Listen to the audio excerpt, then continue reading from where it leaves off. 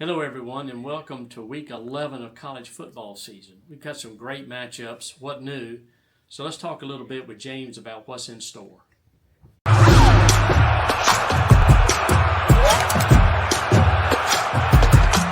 Visit your local Toyota dealers today. Toyota, let's go places.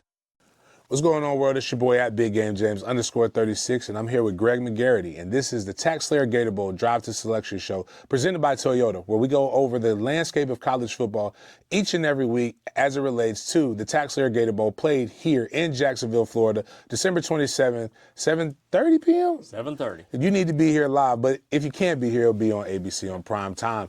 Again, we need to call this game the springboard to coaching success, as the people who come here, they play well. Look at what they do next season. Look at what they've done and all kinds of different things. But each and every week, as it's done for the last few years, college football shows you exactly how unpredictable it is. And that's what makes it exciting and makes it fun as we go over all of these different things. How are you doing, Greg? Doing great.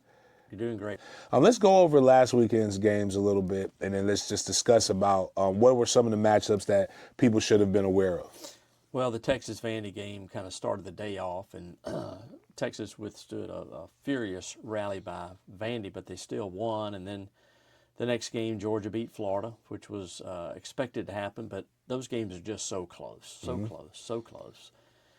And then you had other games that really had an impact on things. And, you know, the coaching changes have kind of mixed things up a little bit.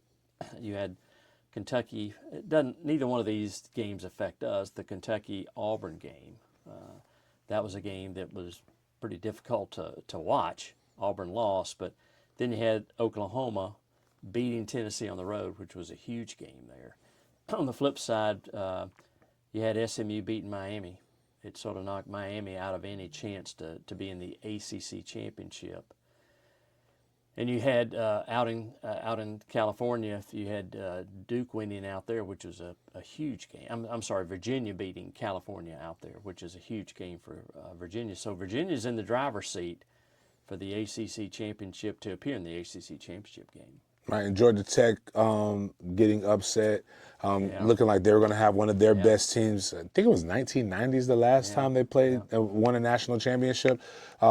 A lot of good ball being played, a lot of parity, which with some good name brands, which all that does is look for us to have a really, really good TaxSlayer Gator Bowl game here between two great SEC and ACC matchups.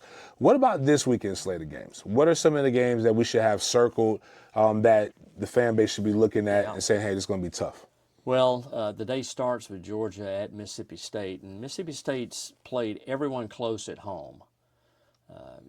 Texas in overtime, Tennessee in overtime, so Georgia can't be looking ahead to that Texas game the following week. You've got A&M at Missouri, which is a huge game for A&M and Missouri. They're both, obviously, A&M's ranked third in the country, and Missouri's in the top 25. So and they're still trying to play their way into that SEC championship. A lot to go there. Then LSU at Alabama before the season started looked like a huge game. Now, not so much, but it'll really be interesting to see how LSU plays against Alabama at night in Tuscaloosa. You know, SMU's at BC. SMU is coming on strong here at the end. Not really big games. Wake Forest at Virginia. Wake Forest can be dangerous, even though FSU walloped them last weekend. But and who would have thought FSU Clemson would not be on either ESPN or ABC? They're on the ACC network. So two teams that are really kind of struggling, but still I think that game's going to be really fun to watch. Yeah, two teams that are scrambling for something. A bowl game, outdoor. Well, one team has an outside shot to be able to be in the premium pool, to be able to come here to the TaxSlayer Gator Bowl, which will bring us a good matchup. Again, still fighting for pride. Like that FSU game really surprised me. Wake Forest is a good ball club. Absolutely. They've been playing, but Florida State also kind of showed what, if you've seen them practice, what they could be. Same thing with Miami. Like, it doesn't, just bizarro world, doesn't make sense. They want to win the big games, but then when they play a game that doesn't matter, they tend to lose. But the things that you could tend to be lost in is the new mathematics that came out this past Tuesday in the college football playoff. Not the elections, but the college football playoff. I have absolutely no idea what goes on, but that's why we have Greg McGarity to kind of walk us through this. What are your thoughts on the initial 12-team bracket, and what are some matchups that kind of could shake that? And then we'll go back into talking about how that affects us with the TaxSlayer Gator Bowl. Well, I don't think there's much dissension in maybe who the top 10 teams are. You look at, I think the one thing that surprised me a little bit was Texas and Oklahoma right on the cusp. Of course, with Virginia, let's assume they're the ACC championship. In the ACC championship game, they're currently ranked 14th. They have to be in the pool, as well as Memphis right now, who's the top team in the group of 5. So if you're not in the top 10, you won't play in the college football playoff unless an ACC team or a group of 5 team is in the top 12. So you've got some natural dropout games, so to speak. Georgia and Texas play next week. You've got Alabama coming down the road. They've got to. They don't have that tough a schedule coming down to the pack. Texas Tech and BYU play this game, so you would think one of those teams would drop out. And as we mentioned, Texas A&M's got that big game at Missouri. But you're going to have some of these games, some of these teams drop out, some teams work their way in. But it'll certainly set the tone in the beginning. I think Notre Dame's in for sure if they run the table. They've got a big game at Pitt. So if you're not in the top 10 right now, you're not going to make the college football playoff, but that could certainly change. But it certainly, as we'll see in the next slide, it really affects the teams that are in our pool. One of the things that's different that has been before the conference, one of the conference champions had to be, I guess, be a home. One of the top 4 seeds. Yeah. And now it looks like it's the SEC Big Ten Challenge. Right so, but yeah, that's just something that for people who are wondering why they don't have that going on right there. So moving on. So now we can kind of talk about who's in and who's out. Because, again, all you're going to see is all these projections. They don't know what they're talking about. Who better to figure out how the TaxSlayer Gator Bowl works than the CEO president, Greg McGarity. So what does all of this mean, and what are we looking for? Well, if you just took the data that we found out on Tuesday night, then this would be our pool. Notre Dame and Virginia would be in the college football playoff. Those 4 SEC teams will play up. So in essence, the highest win total by the ACC teams would be in our pool. So right now, let's just project Miami with 10 wins, Georgia Tech with 10, Louisville with 10 or 11, and Duke possibly with 9. I think it's going to take 9 or 10 wins to get in our game on the ACC side. On the SEC side, you've got Orlando, who would have the first pick, so they could pick any one of these teams here. Then it's a matter of the SEC having the best matchups with SEC versus Big 10, Big 12, ACC. So any one of these teams could be in our game. Upsets are going to happen for any of these teams to really be in play for us, because obviously you have to have 6 wins. So that's mathematically impossible for some of these teams. There are possibilities where teams could get to 6 wins, but that's not going to help you in the ACC, because you're going to have 9 or 10 wins, probably 9 or 10 wins to be in our game too. So this will certainly change a degree based on the data that we just saw in the college football playoffs. So this is a fun exercise to go through, but this kind of tells you who's in play in Week 10. There will be a lot of change going on, but this kind of gives you an idea of who's in play. Now, one of these teams right here, Duke, cannot come back, and Ole Miss either, but Ole Miss more than likely if they run the table.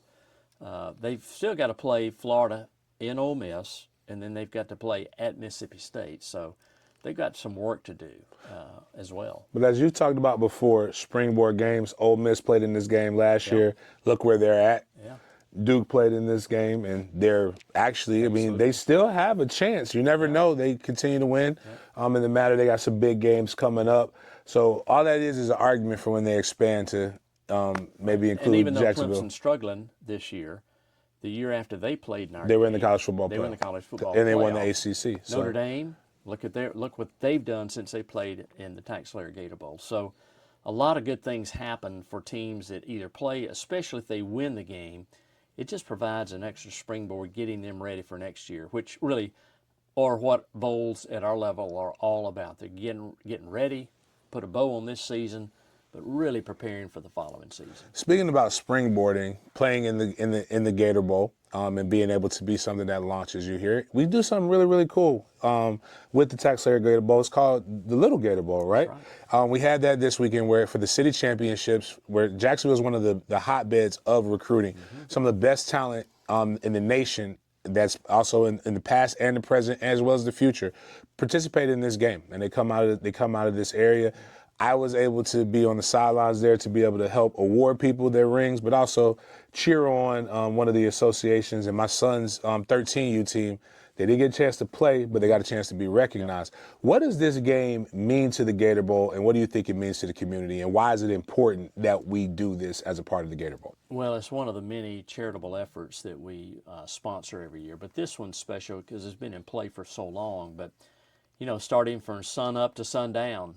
The very first game was 8:30 with a group of 6-year-olds, which is really fun to watch them. They had a double overtime win in the first game, so a lot of competitive efforts there. I think the highlight for some of these young boys is being able to just be in a locker room, to where Georgia or Florida were in the day before. But great games all around. Pop Warner does a great job in sponsoring this, and certainly we're great to partner with them. But as you said, a lot of happy faces. There were 5 really, really happy teams that got a ring, and there were 5 teams that came out on the wrong end, but still had the opportunity to play in Everbank Stadium, which certainly had to be a highlight for those young people. Very good highlight. I was able to go there again and participate, wore my green jacket, saw lots of other green jacket members there supporting the kids, handing out rings. Tons of great things that you should be able to participate in if you are a part of the TaxSlayer Gator Bowl, to be able to cheer on the next generation, as well as when the game comes. Make sure you pay attention to the member benefits. As a guy who has participated in the TaxSlayer Gator Bowl, this was my first introduction to Jacksonville, Florida. So a lot of future employees, a lot of future businessmen will come here, and this is their first opportunity to be able to participate in what makes this community great. So just remember, you're a big part of that, as well as making sure you watch this and share this with people as me and Greg McGarity bring you the landscape of college football as it affects the TaxSlayer Gator Bowl, played here on December 27th, 7:30 p.m. on ABC. This is the TaxSlayer Gator Bowl Drive to Selection Show presented by Toyota. We will see you guys next time.